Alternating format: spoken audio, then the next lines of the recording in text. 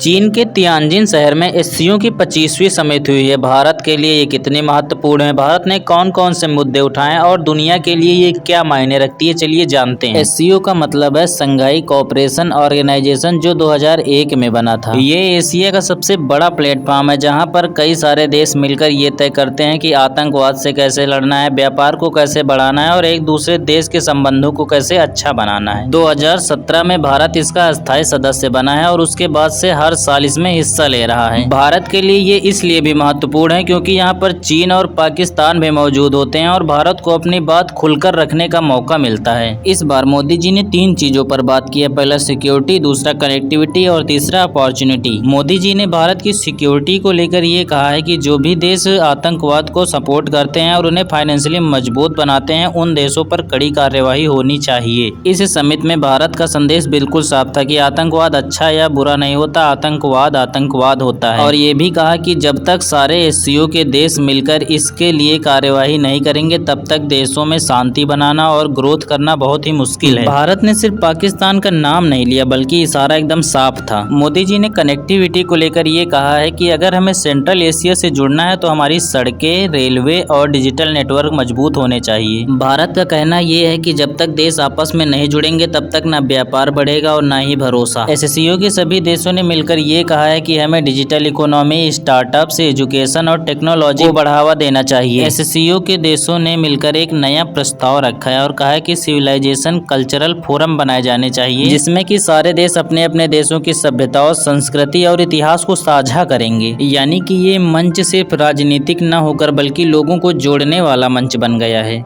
इस समिट में सिर्फ भाषणबाजी नहीं हुई बल्कि अहम मुद्दों पर बात हुई, जैसे कि आतंकवाद को कैसे कम किया जा सकता है और फाइनेंशियल ग्रोथ कैसे की जा सकती है, साइबर क्राइम से कैसे बचा जा सकता है और 2035 तक एससीओ समिट क्या क्या कर सकती है, इसका पूरा रोड मैप बनाया गया है। यानी इस समिट में आने वाले 10 सालों के लिए रोड मैप बनाया गया है। इस समिट में जो सबसे ज्यादा वायरल हो रहा है भारत में, वो है मोदी जी का शी जिनपिंग और पुतिन के साथ दिख जाना और उनके साथ बातचीत करना, और मीडिया में इस बातचीत को काफी अहम बताया जा रहा है। जो वर्ल्ड मीडिया है वो ये कह रहे हैं कि जब तक भारत, चीन और पाकिस्तान के अंदर के मसले नहीं सुलझेंगे तब तक ये संगठन अपनी पूरी क्षमता से काम नहीं कर पाएगा। इस समिट के बाद जो ट्रंप जी हैं वो थोड़ा घबराए हुए दिख रहे हैं, पता नहीं क्यों।